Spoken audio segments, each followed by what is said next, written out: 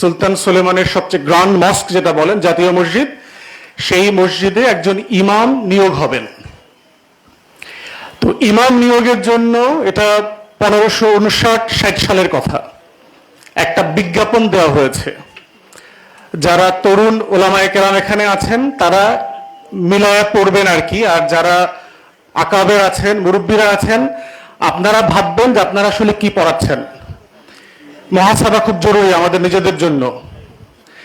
সেখানে 7টা রিকোয়ারমেন্টের কথা বলা ছিল যে গ্র্যান্ড মসজিদের, জাতীয় মসজিদের ইমাম নিয়োগ হবে, 7টা যোগ্যতা দরকার। প্রথম বলা আছে তাকে 4টা ভাষায় পারদর্শী হতে হবে, আরবি, ফার্সি, তুর্কি এবং ল্যাটিন। ল্যাটিনের জায়গায় আজকে কোন ভাষা যোগ হবে? ইংরেজি। দ্বিতীয় যোগ্যতা বলা হয়েছে তিনি ইসলাম যেমন জানবেন, তিনি তুলনামূলক ধর্মতত্ত্ব জানবেন, মানে তিনি বাইবেল জানবেন, তোরা জানবেন, old testament, new testament, everything জানবেন। তিনি প্রত্যেক ধর্ম সম্পর্কে তার ভালো ধারণা থাকবে। তৃতীয় বলা হয়েছে যে ইসলামের শরিয়া এবং ফিক সম্পর্কে তার অগাধ নলেজ থাকবে এবং পৃথিবীতে মুসলিম বিশ্বে প্রচলিত প্রত্যেকটা মাযহাবের উপরে তাকে পণ্ডিত হইতে হবে, তৃতীয় যোগ্যতা। চতুর্থত বলা হয়েছে যে তিনি ম্যাটেরিয়াল সায়েন্স সম্পর্কে জানবেন, যে ফিজিক্স, কেমিস্ট্রি, বায়োলজি, ম্যাথ, এই যে সায়েন্সগুলো আছে, বিজ্ঞান, অঙ্ক, এর প্রত্যেকটা জিনিস সম্পর্কে উনি মাস্টার হইতে হবে। পঞ্চম যোগ্যতা বলা হয়েছে যে তিনি যুদ্ধবিদ্যা সম্পর্কে জানবেন, তিনি তীর চালাতে পারবেন, তিনি ঘোড়া সওয়ার করতে পারবেন, যুদ্ধের যে যত আইটেম থাকবে সেগুলো উনি জানবেন। ষষ্ঠত বলা হয়েছে তিনি দেখতে খুব স্মার্ট হইতে হবে, পেটে ভুঁড়ি থাকতে পারবে না, মোটা হইতে পারবেন না, হ্যান্ডসাম হইতে হবে, একদম স্মার্ট হইতে হবে তাকে। এবং সপ্তম বলা হয়েছে তার কণ্ঠ অসাধারণ শ্রুতিমধুর হইতে হবে।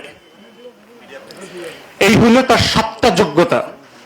এর প্রত্যেকটাই বর্তমানে প্রযোজ্য। শুধু যুদ্ধবিদ্যায় যেখানে ওখানে মার্শাল আর্ট, তীর চালানো, ঘোড়সওয়ারের কথা আছে, তার বদলে আপনি বর্তমানে পড়ে নেন যে আপনাকে এসএমজি, এলএমজি চালাইতে জানতে হবে, ট্যাঙ্ক চালাইতে জানতে হবে, যুদ্ধ বিমান চালাইতে জানতে হবে, এইটা রিপ্লেস করেন।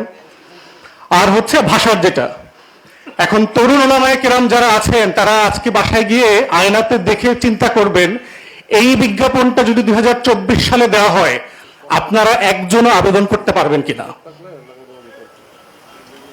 আপনাদেরকে ছোট করবার জন্য বলছি না, আমাদের মুসলমানদেরকে দেখবেন সারা দুনিয়াতে হট হেডেড বলে, গরম মাথার লোক বলে, মিট ইটার বলে, গোস্ত খায় বেশি, সব বলে আমাদেরকে। পশ্চিমারা ওরিয়েন্টালিস্টদের লেখা পড়েন, দেখবেন আমাদের সম্পর্কে এই ধরনের শব্দ তারা বলে। বলার কারণ আছে না? কি মনে করেন আপনাদের কাছে? আমিও তো কথার ভিতরে যুক্তি খুঁজে পাই, আমি তো সেই ইমাম খুঁজে পাই না। আল্লাহর মেহেরবানিতে মুসলিম বিশ্বে, অমুসলিম বিশ্বে অনেক দেশ আল্লাহ আমাকে ঘোরার সুযোগ দিয়েছে, আমি তো এই 7 যোগ্যতার আলেম খুঁজে পাইনি তো এখনো। আমার ওলামায়ে কেরামদের প্রতি আমার কোনো অশ্রদ্ধা নাই, আমি আপনাদেরকে ওয়ারাসাতুল আম্বিয়া মনে করি। কিন্তু বুঝতে হবে যে আল্লাহ তাআলা অযোগ্য ব্যক্তির হাতে নেতৃত্ব দেন না, পৃথিবী দেন নাই কখনো। সারা পৃথিবীর নেতৃত্ব উসমানীয়দের হাতে কেন দিয়েছেন, এই বিজ্ঞাপনটা আপনাদেরকে মাথায় নিতে হবে। শেষ করছি যে একটা রাষ্ট্র, একটা সমাজ থেকে শিক্ষা ব্যবস্থা আসলে কি চায়, সেটা হচ্ছে যে 3টা জিনিস অ্যাচিভ করতে চায় নাগরিকদের কাছ থেকে। একটা হচ্ছে যে সে কিছু জ্ঞান শিখাইতে চায়, তার সম্পর্কে, তার চারপাশ সম্পর্কে, তার সমাজ সম্পর্কে, তার ইতিহাস, তার সমসাময়িক দুনিয়া সম্পর্কে জানাইতে চায়, এটাকে আমরা বলি নলেজ পার্ট।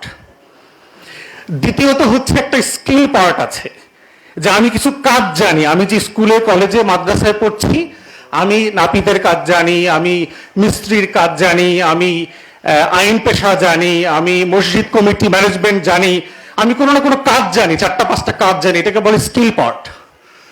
থার্ড হচ্ছে শিক্ষা ব্যবস্থা চায় যে নৈতিক মূল্যবোধ, ভ্যালুস তৈরি হোক একটা সমাজে, কোনটা রাইট, কোনটা রং, কোনটা সত্য, কোনটা অসত্য, কোনটা ঠিক বেঠিকের একটা মানদণ্ড শেখানো হবে। এইটাই হচ্ছে যেটা আপনারা বারবার ইসলামী শিক্ষা ব্যবস্থার কথা বারবার বলছেন। প্রশ্ন হচ্ছে বিকল্প তৈরি করা দরকার। সরকারের সমালোচনা এনাফ না, প্রত্যেক ক্লাসের বই ধরে ধরে বিকল্প বই ইসলামের দৃষ্টিতে প্রকাশিত হওয়া দরকার, এটা এক্সাম্পল করা দরকার। সালাম আলাইকুম।